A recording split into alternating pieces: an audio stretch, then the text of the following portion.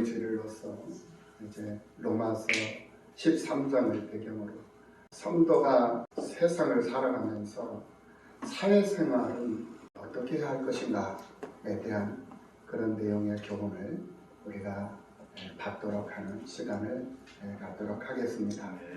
오늘 본문은 1절에서부터 14절까지 내용으로 기록이 되어 있는데 세 단원으로 이렇게 구분이 되어져 있는 것을 볼 수가 있습니다.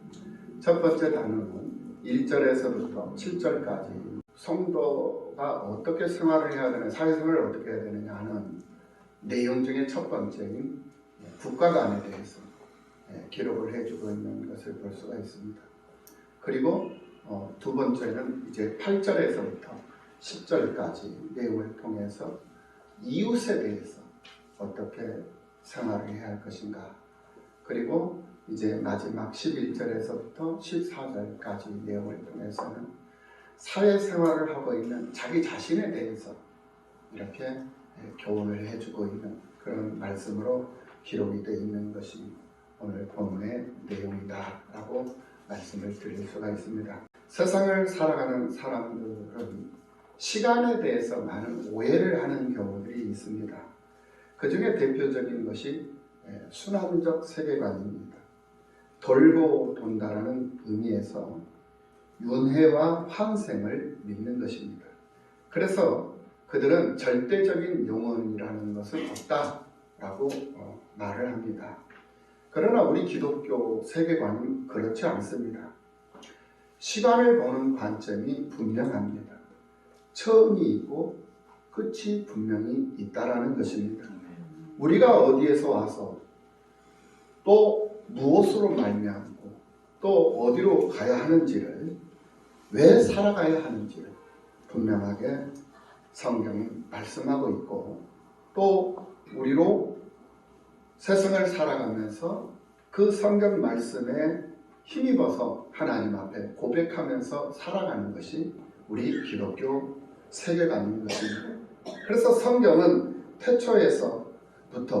태초에 하나님이 창조하신 만물을 창조하신 것에서부터 시작을 해서 마지막 날에 다시 영원한 생명을 받을 것인지 아니면 영원한 영벌을 받을 것인지를 심판하는 것으로 모든 이야기, 끈 이야기 모두 기록이 되어져 있는 것을 볼 수가 있습니다. 그렇기에 우리는 성도 생활에 있어서 최후 승리를 얻기까지 각별히 유의하여 하나님의 영광을 가리는 일이 없도록 세상을 살아가야 하는 것이 성도된 생활의 기본이 되는 것입니다. 오늘 성경 본문을 받는 이 로마 교회의 성도들은 그저 편안하게 앉아서 예배를 드리던 사람들이 아니었습니다. 그 당시 환경은 예배자를 색출을 해가지고 죽이는 그런 환경을 믿음으로 세상을 살아가는 사람들이 버텨내기는 그리 쉽지가 않았던 그런 사회적인 환경 속에서 믿음의 삶을 살았던 사람들이었습니다. 당시 그 절대 권력 로마 황제의 핍박에도 불구하고 이 로마 교회의 성도들은 십자가의 길을 선택을 해서 예배자로서의 삶을 멈추지 않았다는 것을 우리는 분명히 역사를 통해서 확인해 볼 수가 있습니다. 그렇다면 오늘 우리는 어떤 환경 속에 처해 있느냐를 우리가 살펴보지 않을 수가 없습니다. 살면서 우리는 처음 이 코로나라고 하는 그런 어려운 상황을 마주하고 있습니다. 이제는 코로나 이전과 이후로 시간을 구분을 해서 세상을 살아가야 할 그런 상황이 왔습니다. 그래서 코로나와 함께 가는 시대라고 말할 정도로 이 사회적 환경이 감염병 위험 속에 노출이 되어져 있는 그런 세상을 우리가 지금 살고 있습니다. 누가 이런 사회적 변수가 생길 것이다 라는 그런 생각을 했겠습니까? 이 첨단 과학 시대에 병균 하나 때문에 바닷길도 하늘길도 막힐 것이라는 그런 생각은 상상할 수 없는 그러한 일들이었습니다. 이 때문에 우리는 예배의 소중함을 느끼지 못한 채 세상을 살았던 것을 우리는 회개하고 있습니다. 그래서 찬양하는 것도, 기도하는 것도, 또 전도하는 것도, 이런 것들이 얼마나 참으로 소중한 것들인가 하는 것을 우리가 지금 몸소 피부로 느끼고 있으며 깨닫고 있는 그런 삶을 지금 살아가고 있습니다. 그런데 문제는 코로나만 문제가 아니더라라는 말입니다. 각 사람의 마음속에 자기 중심성이 크게 자라나 있더라는 것입니다. 포스트 모더니즘이라는 이런 사회적 이념이 이제는 우리들의 삶 속에 들어와서 우리들의 생활에 일상생활이 되어져 버렸다라는 거예요. 생활화가 되어져 버렸다라는 거예요. 그래서 이제는 자기 멋대로, 자기 마음대로, 자기 생각대로 행동하는 그런 시대가 되어져 있다라는 거예요. 그리스도인은 이러한 시대의 흐름을 정확하게 볼 수 있는 영안이 열려져 있어야 하는 그런 특별한 인물을 가지고 있는 삶을 살아가는 그런 사람들이 바로 우리 그리스도인이다 라고 생각을 해볼 수 있습니다. 그래서 이 사회가 지금 우리가 살아가고 있는 사회가 어떤 사회에 있는가, 이것을 볼 수 있는 영안이 있어야 된다는 거예요. 마치 로마교회 성도들이 쉽지 않은 믿음의 결단을 해야 했던 것처럼 오늘 우리도 믿음의 결단을 하지 아니하면 안 되는 때에 우리가 지금 현재 놓여져 있다는 거예요. 우리는 분명히 세상을 살면서 어떤 믿음으로 세상을 살아가야 할 것인가, 이것을 우리는 잊어서는 안 돼요. 지금 현재 오늘 본문의 말씀을 보니까 밤이 깊고 낮이 가까이 왔다고 사도 바울이 분명히 말씀하고 있습니다. 지금 밤이 깊어서 어두워 보이지만 곧 해가 뜨고 낮이 가까이 온다라는 말씀이에요. 어두울 때는 사람들이 어둡기 때문에 무엇이 옳은 것이고 무엇이 틀린 것인지를 모르지만 햇볕이 비치면 모든 것이 바로 드러나게 되어 있는 것처럼 예수님 다시 오실 때 모든 것이 드러나게 되어져 있다라는 것이, 그래서 사회생활을 하면서 밤에만 행하고 낮에는 행할 수 없는 것들이 있습니다. 바로 오늘 본문의 말씀대로 하면 그것이 어떤 일이냐? 바로 어둠의 일입니다. 그 어둠의 일들이 무엇이냐? 오늘 본문에서 말씀하시는 대로 방탕하고 술 취하고 음란하고 허색하며 다투고 시기하는 일들이라는 것입니다. 우리가 확인했던 것처럼 로마서 1장 29절 이하 31절 말씀을 보면 그 합당하지 못한 21가지의 목록이 아주 자세하게 적혀져 있는 것을 볼 수가 있었습니다. 곧 모든 불의, 추악, 탐욕, 악의가 가득한 자여, 시기, 살인, 분쟁, 사기, 악독이 가득한 자여, 수군한 자여, 비방하는 자여, 하나님께서 미워하시는 자여, 능력하는 자여, 교만하는 자여, 자랑하는 자여, 악을 도모하는 자여, 부모를 거역하는 자여, 우매한 자여, 배약하는 자여, 무정한 자여, 무자비한 자라 라고 말씀을 하고 있는 것을 볼 수가 있습니다. 이러한 일들의 결과가 어떻게 되어져 있습니까? 32절 말씀에 보면 그 결과가 나옵니다. 이와 같은 일을 행하는 자는 사형에 처한다 라고 말씀을 하고 있는 것을 볼 수가 있어요. 그리고 더불어서 에베소서 2장 2절 말씀을 보면 우리에게 경고하고 있는 말씀이 있습니다. 그때에 너희는 그 가운데에서 행하여 이 세상 풍조를 따르고 공중의 권세 잡은 자를 따랐으니 곧 지금 불순종의 아들들 가운데서 역사하는 영이라 라고 말씀을 하고 있는 것을 보게 됩니다. 뼈대 있고 근본이 있는 크리스천이라면 사회생활을 하는 그 자신이 어떻게 처신을 해야 되며 세상을 살아가야 하는가를 분명하게 깨닫고 알고서 느끼고서 경험하면서 결단하는 삶을 살아갈 수 있는 힘이 있어야 돼요. 자기를 제어할 수 있는 힘, 자기를 컨트롤해낼 수 있는 힘, 그 힘이 부족하고 벅차면 그래서 하나님 앞에 엎드려서 그 힘을 달라고 기도하고 하나님 앞에 부르짖어서 하나님 앞에 매달리는, 그래서 정말 근본 있는 뼈대 있는 그리스도인으로서의 사회생활에 모범적인 삶을 살아갈 수 있는 사람들이 되어야 한다는 이것을 오늘 우리들에게 하나님이 지금 주문을 하고 있는 것입니다. 요구하고 있는 것이다라는. 그렇다면 우리가 이렇게 낮이 가까이 오고 있는데도 아직도 더러운 옷을 입고 더러운 옷차림 그대로 세상을 살아가야 하느냐, 이것을 우리가 생각해보지 않을 수가 없습니다. 오늘 본문 13절에서 분명히 말씀을 하고 있는 것을 봅니다. 낮에와 같이 단정히 행하고 방탕하거나 술 취하지 말며 음란하거나 호색하지 말며 다투거나 시기하지 말고, 이렇게 말씀을 하고 있는 것을 볼 수가 있습니다. 이 말씀을 여러분 가슴으로, 여러분 삶으로 받으시기를 예수님의 이름으로 축원합니다. 아멘. 성경을 잘못 해석하시는 분들이 많이 있어요. 언어를 해석을 해보면 술 취하지 말라는 이 말은 술 먹어서 고주망태가 되지 말라는 말이 아니에요. 술을 소유하지 말아라, 가까이 하지 말아라는 말이에요. 술 취하지 말아라, 술을 취하지 말아라. 오늘 본문에도 이 13절 말씀에서도 술 취하지 말라 이렇게 써져 있지 않아요. 방탕하거나 술 취하지 말며 이렇게 써져 있어요.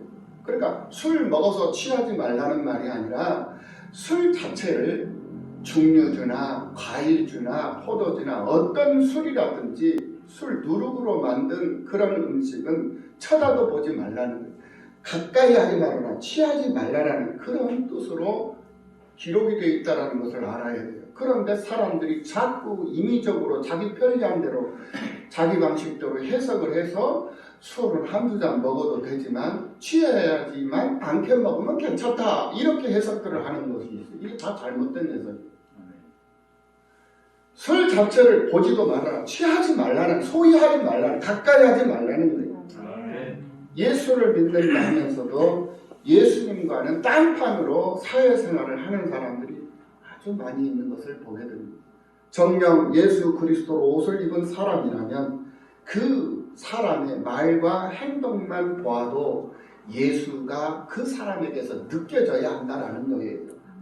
교회 생활하면서 복음은 듣지만 복음의 능력이 약해서 죽은 사람처럼 사회생활을 하면 안 된다는 거예요.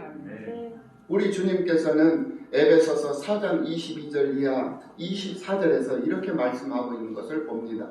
22절 말씀, 너희는 유혹의 욕심을 따라 썩어져가는 구습을 따르는 옛사람을 벗어버리고, 23절, 오직 너희의 심령이 새롭게 되어 하나님을 따라 의와 진리의 거룩함으로 지으심을 받은 새 사람을 입으라. 이렇게 분명히 우리에게 요구하고 있는 것을 볼 수가 있습니다. 새 사람으로 거듭나는 것이 바로 복음을 받은 성도들의 정체성이다라는 거예요. 할렐루야. 그렇다면은 오늘 예수로 옷을 입기 위해 우리는 어떻게 세상을 살아가야 할 것인가? 갈라디아서 2장 20절 말씀에서 분명히 우리에게 말씀하고 있는 것을 봅니다. 내가 그리스도와 함께 십자가에 못 박혔나니 그런즉 이제는 내가 사는 것이 아니요 오직 내 안에 그리스도께서 사시는 것이라. 이제 내가 육체 가운데 사는 것은 나를 사랑하사 나를 위하여 자기 자신을 버리신 하나님의 아들을 믿는 믿음 안에서 사는 것이라. 할렐루야. 예수를 믿는 내가 세상을 사는 것은 내가 사는 것이 아니다라는 거예요. 예수를 믿는 내가 세상을 사는 것은 내가 사는 것이 아니라 예수가 사는 것이다라는 거예요. 그러니까 우리는 이제 내가 사는 게 아니에요. 예수가 사는 거예요. 이해가 되시나요? 사람들이 자꾸 예수를 믿는다면서도 착각을 하는 경우들이 많아요. 자기가 하는 것처럼, 자기가 해야 하는 것처럼 착각하지 말라는 거예요. 앞서지도 말고 뒤처지지도 말라고 그랬어요. 우리가 12장 교회 생활을 어떻게 해야 할 것인가. 담임 목사님하고 함께 보조를 맞춰서 생각도 맞추고 함께 가야 교회가 성장하고 건강한 교회로 부흥 발전할 수 있다고 그랬어요. 그러니까 마땅히 자기에게 주어진 분량 이상의 생각을 하지 말라는 거예요. 그리고 그 이하의 생각도 하지 말라는 거예요. 그것이 바로 하나님께서 우리에게 요구하셨던 말씀입니다. 그래서 그날 해야 할 일들에 너무 열중을 하고 세상을 살다 보면 사람이 지쳐버려요. 그래서 사람이 지쳐가지고 잠을 자는 것이 아니라 그냥 쓰러져서 그냥 죽어버리는 거예요. 그러다 보면 그 사람은 내가 지금 현재 어떤 시기에 어떤 때에 지금 현재 내가 놓여져 있으며 그 시기에 내가 지금 살고 있는가를 놓쳐버린다라는 거예요. 잊어버리고 산다라는 거예요. 그렇게 잊어버리고 살면 믿음의 사람으로서의 본분을 다 감당할 수 없는 사람이 되어버린다는 거예요.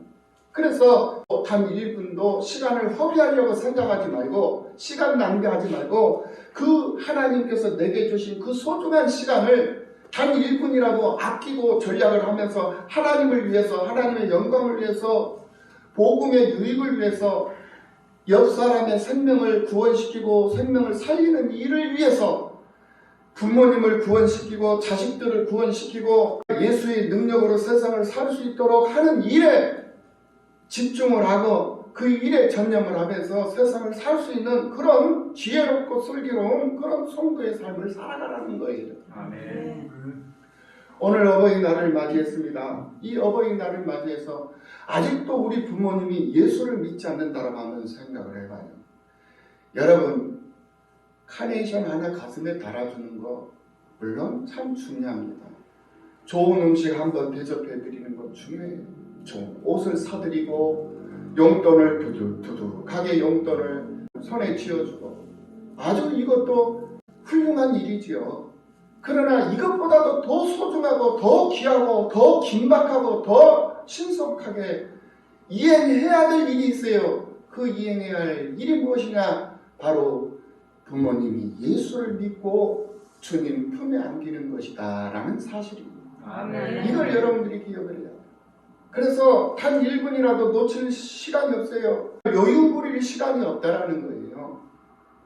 그래서 오늘 예배가 끝나면 이제 집으로 돌아가시면 부모님에게 예수 구원을 증거를 해서 생명을 심어줄 수 있는, 생명을 선물해 줄 수 있는, 그거보다 더 값진 선물이 어디 있겠습니까? 그런 여러분들이 되시기를 예수님의 이름으로 축원합니다. 아멘. 부모님뿐만이 아니에요. 내 아내, 내 사랑하는 아내를 구원시키고 내 사랑하는 남편을 구원시키고 내 자녀들이 예수 능력으로 세상을 살 수 있는 그런 힘을 갖게 해주는 그 역할이 바로 여러분들의 역할이에요. 언제까지 세상 풍조를 따르고 언제까지 세상 풍습을 쫓으며 세상 흘러가는 그 흐름을 따라서 세상을 살아가야 할 것입니까? 우리는 반드시 변화되어져야 한다고 그랬어요. 달라져야 한다고 그랬어요. 예수를 믿을 때와 예수를 믿은 이후에 이 모습, 이 생활의 습관, 행동 거지 하나하나가 다 다른 모습들로 바뀌어져야 된다는 거예요. 왜냐? 이제는 예수를 믿는 사람이기 때문에 그렇다라는 거예요. 끝으로 여러분들에게 말씀을 드리고 싶은 것이 위대한 모성애를 보여주는 연어 이야기가 있습니다. 그리고 부성애를 이야기하는 가시고기 이야기가 있고 효자 물고기, 가물치 이야기가 있는데 이 세 물고기들의 비유를 한번 생각해 보면서 우리 모두가 예수 안에서 스스로를 되돌아보는 그런 시간이 되기를 바라는 바람을 가져보겠습니다. 아멘. 첫째로 모성의 물고기라고 불리우는 연어 이야기입니다. 깊은 바다에 사는 이 연어는 산란기가 되면 강가로 나와서 알을 낳게 되는데 알을 다 낳으면 탈진을 해서 쓰러지고 갑부하가 되어서 나온 이 새끼들이 먹이를 찾을 줄 몰라가지고 어머니의 그 살코기를 뜯어 먹으면서 그 어미의 살코기에 의존을 해가지고 그 어린 물고기들이 성장을 한다고 합니다. 이미 이 어미 이 물고기는 연어는 극심한 고통을 참아내면서 새끼들이 마음껏 자신의 살을 뜯어 먹게 내버려 둔답니다.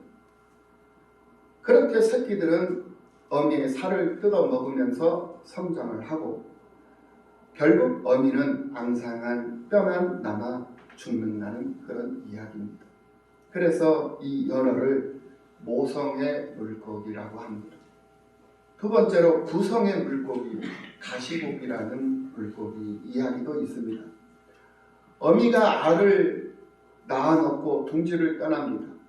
그러면은 그 아비가 그 둥지에 다시 돌아와서 자기 알이 부화될 때까지 체온을 유지시키면서 어미가 낳아둔 알을 품는다고 합니다. 이 아이들을 품는 곳을 이 아비가 떠나면 체온이 떨어져서 아이들이 부화가 될 수가 없기 때문에 아이들이 흩어지지 않고 또 잘 부화가 될 수 있도록 꼼짝하지 않고 먹을 것도 못 먹고 다른 물고기들의 위험까지도 물리치면서 자기 아이들을 지켜낸다고 합니다. 그리고 부화가 다 끝나면은 새끼들은 그 둥지를 떠나지만 기력을 다 소비한 이 아비 가시고기는 그 자리에서 죽음을 맞이한다고 하는 그런 이야기입니다. 세 번째로 효성의 물고기 가물치라는 물고기가 있습니다. 이 가물치는 알을 낳으면 영양실조로 바로 실명을 하기 때문에 먹이를 찾을 수가 없어서 그저 배고픔을 참고 견디는 수밖에 없는데 갓 부화되어 나온 수천 마리 새끼들이 천부적으로 이것을 알고 자발적이고 본능적으로 어미 입속으로 들어가서 어미의 그 굶주린 배를 채워준다고 합니다. 그렇게 새끼들의 희생에 의존하다가 시간이 지나 어미가 원기와 시력을 회복할 때쯤 되면 남은 새끼의 양은 지극히 적은 그런 소수의 양만 남는다고 합니다. 이것은 누가 시켜서 하는 것이 아닙니다. 순전히 새끼들의 자발적이고 본능적인 행동으로부터 나오는 행동이었다라는 것입니다. 그래서 이 가물치를 효자 물고기라고 부른다고 합니다. 우리는 어떻습니까? 보잘것없는 이 물고기만도 못한 인생은 아닌가? 한번 스스로를 한번 되돌아볼 수 있는 그런 시간이 되어야 할 것입니다. 특별히 이 연어 같은 모성애나 가시고기 같은 부성애는 많이 있으면서 가물치 같은 그런 효심은 과연 얼마나 있는지 이 어버이 주일을 맞아서 부모 입장에 서 있는 우리 모습은 어떤 모습인가를 돌아보면서 생명을 구원하는 일에 더 귀하게 쓰임을 받고 하나님을 기쁘시게 하는 그런 모두가 다 되시기를 예수 그리스도 이름으로 축원합니다. 아멘. 기도하시겠습니다.